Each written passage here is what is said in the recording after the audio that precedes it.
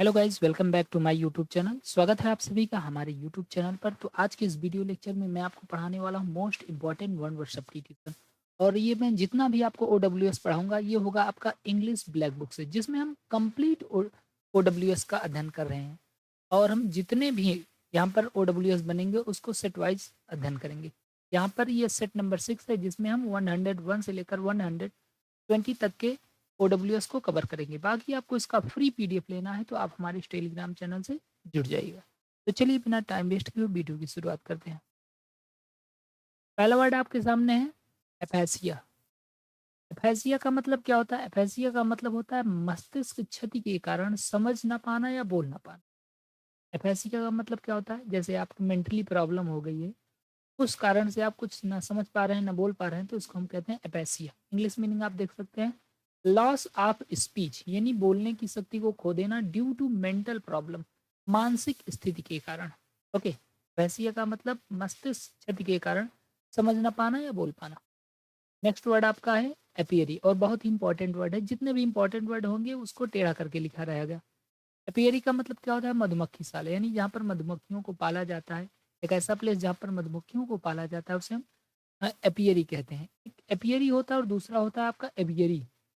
Aviary का मतलब क्या होता है? एवियरी का मतलब जहाँ पर चिड़ियों को पाला जाता है। तो एपियरी और एवियरी दोनों को याद करके रखना। इंग्लिश मीनिंग देख सकते हैं, a place where bees are kept, उसे हम क्या बोलेंगे? एपियरी। और a place where birds are kept, वहाँ पर एवियरी। ओके, चलिए नेक्स्ट वर्ड देख लेते हैं। अगला वर्ड है आपका एपोलॉजी। एपोलॉजी का मतलब क्या होता है? क्षमा मांगना। बहुत ही सिंपल सा वर्ड है, अक्सर ये यूज किया जाता है एपोलॉजी।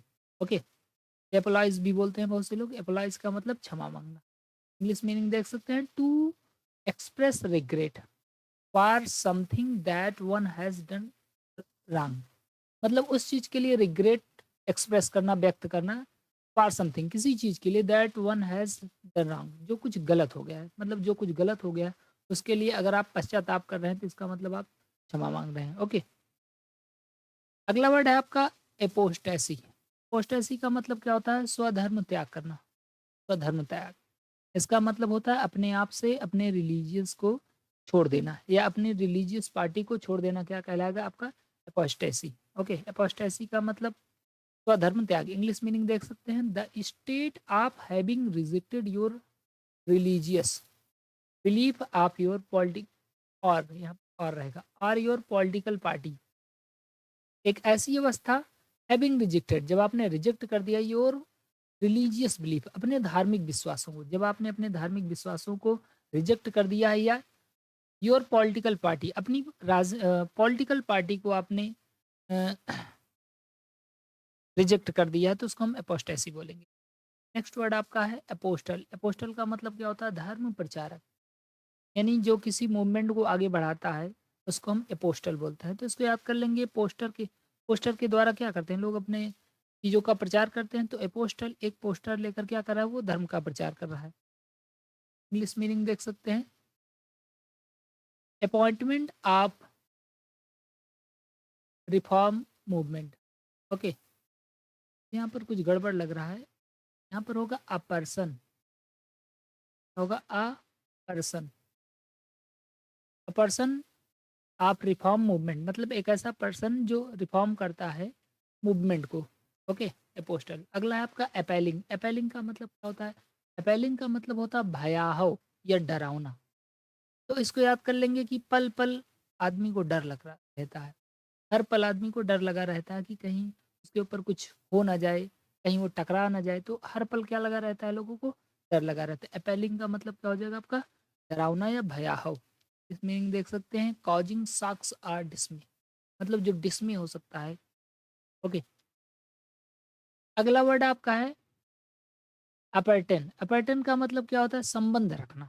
ओके, किसी चीज से संबंध रखना, किसी के अप्रिसिएट होना। एप्रोप्रिएट, एप्रोप्रिएट का मतलब क्या होता है? उपयुक्त या एप्लीकेबल, दोनों का मीनिंग होता है उपयुक्त। अगर कोई चीज उपयुक्त है तो इसका मतलब हम उससे संबंध रखेंगे, और अगर वो हमसे एप्रोप्रिएट नहीं है, हमसे हमारे उपयुक्त नहीं है, तो हम संबंध नहीं रखेंगे। बी एप्रोप्रिएट या एप्लीकेबल, इसका मतलब हो जाएगा आपका अपेरेंट, यानी संबंध रखना। ओके, तो अगर याद करना चाहेंगे आप पैटर्न, ऐसे याद कर सकते हैं। अगला वर्ड बहुत ही सिंपल है, एप्लीकेंट। एप्लीकेंट का मतलब होता है आवेदक, यानी जो किसी चीज़ के लिए अप्लाई करता है उसको हम एप्लीकेंट कहते हैं। जैसे आपने जॉब के लिए अप्लाई किया तो आप क्या हैं? एप्लीकेंट हैं। कहीं पर भी जा कर के अगर आप अप्लाई करते हैं, स्पेशली जॉब के लिए ऐसा बोला जाता है, तो उसको हम एप्लीकेंट बोलते हैं, ओके। इंग्लिश मीनिंग देख सकते हैं, अ पर्सन एक ऐसा पर्सन हु फॉर्मली रिक्वेस्ट, जो रिक्वेस्ट करता है समथिंग किसी चीज़ के लिए, स्पेशली अ जॉब विशेष रूप से नौकरी के लिए। मतलब जो विशेष रूप से नौकरी के लिए रिक्वेस्ट करता है उसको हम क्या बोलते हैं? एप्लीकेंट बोलते हैं।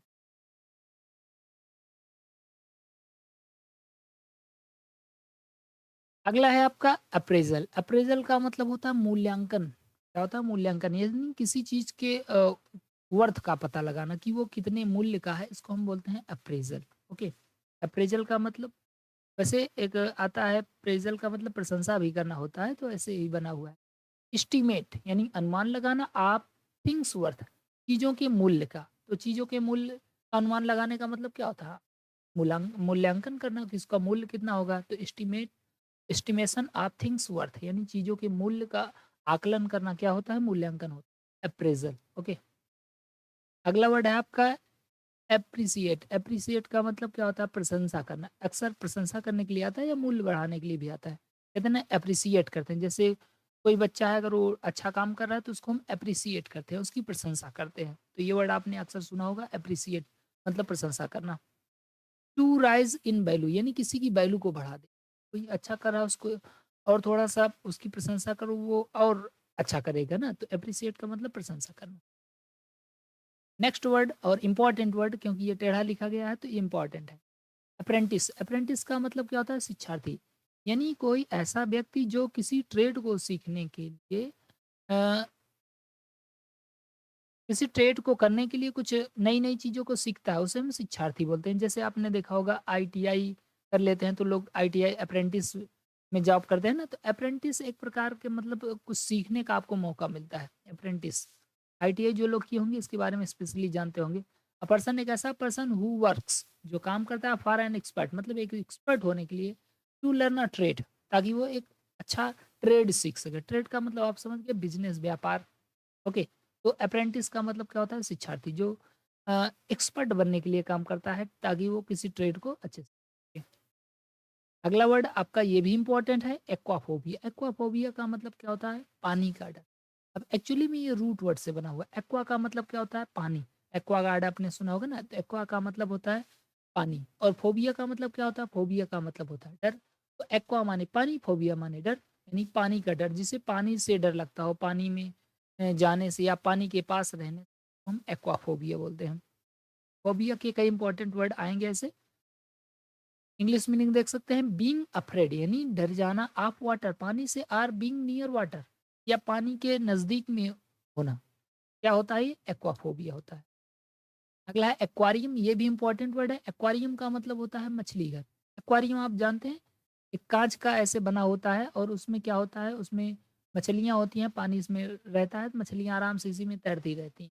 और इसी में कुछ जलीय जीव जैसे कछुआ-वछुआ भी डाल दिया जाता है, या थोड़ा-सा आर्टिफ़िशियल या वैसे भी मतलब पेड़ कह रहा हूँ, वनस्पतियाँ छोटी-छोटी इसमें डाल दी जाती हैं।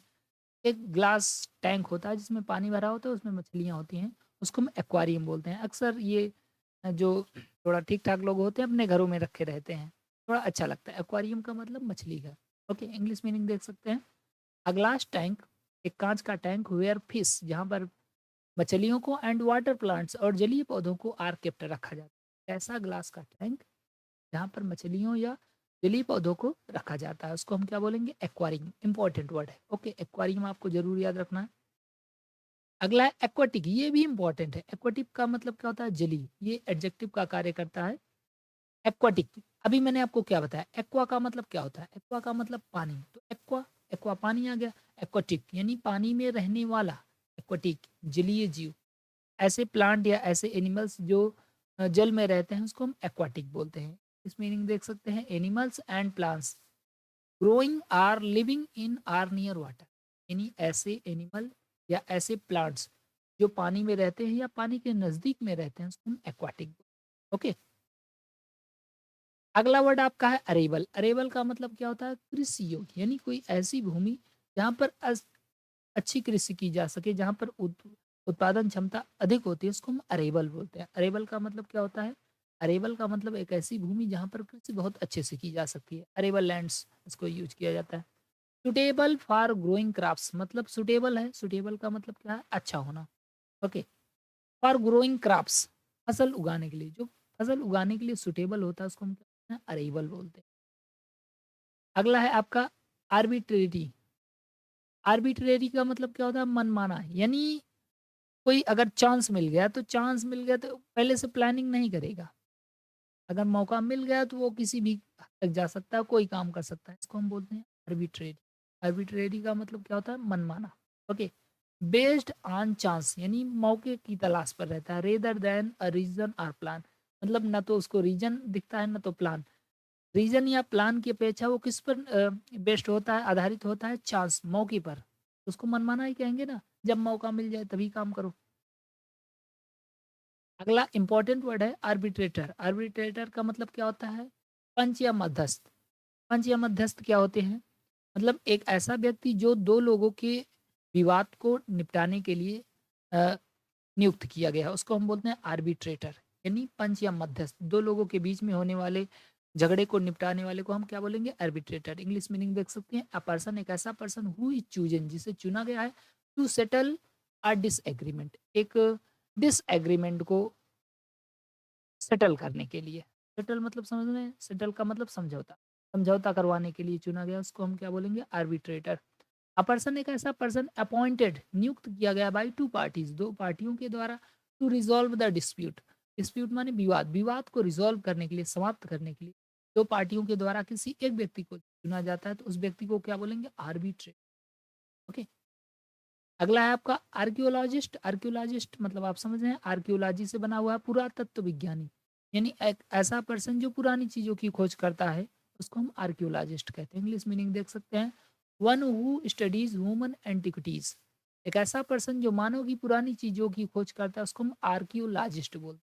ओके, आर्कियोलॉजिस्ट और आर्कियोलॉजी, आर्कियोलॉजिस्ट व्यक्ति के लिए आता है और आर्कियोलॉजी माने पुरातत्व। ओके, अगला वर्ड यही है आर्कियोलॉजी। आर्कियोलॉजी की स्पेलिंग आपको याद रखना है, ARCHAEOLOGY। आर्कियोलॉजी का मतलब क्या होता है? पुरातात्विक, यानी मानव के हिस्ट्री, प्री हिस्ट्री, इन सब के बारे में पता लगाना क्या होता है? आर्कियोलॉजी होता है। या जो पुरानी चीजों की खोज करते हैं वो लोग क्या होते हैं? आर्कियोलॉजिस्ट होते हैं। The study of human history, मानव के इतिहास का अध्ययन, एंड प्री हिस्ट्री और पूर्व हिस्ट्री का अध्ययन, थ्रू द एग्जीबिशन, कई एग्जीबिशन के थ्रू करना क्या कहलाता है? आर्कियोलॉजी कहलाता है। ओके, और ये आज का लास्ट वर्ड है आपका एरकाइक। एरकाइक का मतलब क्या होता है? एरकाइक का मतलब होता है ओल्ड, प्राचीन, एंशियंट, यानी जो पुराना है उसको हम क्या बोलेंगे? Archaic. No longer in use. अच्छा, इसके लिए एक शब्द और भी आता है, ऑब्सोलेट। ऑब्सोलेट का मतलब क्या होता है? ऑब्सोलेट का मतलब भी यही होता है। ऑब्सोलेट का मतलब जो प्रचलन से बाहर है, जो लंबे समय से यूज में नहीं आ रहा है उसको हम ऑब्सोलेट भी कर सकते हैं। ठीक है, तो आप समझ गए होंगे। तो गाइज अगर आपको वीडियो पसंद आए तो प्लीज़ वीडियो को लाइक करें, नए हो तो चैनल को जरूर सब्सक्राइब करें भाई। बाकी अगर आपको इसका फ्री पीडीएफ लेना है तो आप हमारे इस टेलीग्राम चैनल से जुड़ जाइएगा, क्योंकि जैसे ही वीडियो अपलोड किया जाता है उसके तुरंत बाद ही ये पीडीएफ भी अपलोड कर दिया जाता है। Thank you so much. जय हिंद, जय भारत।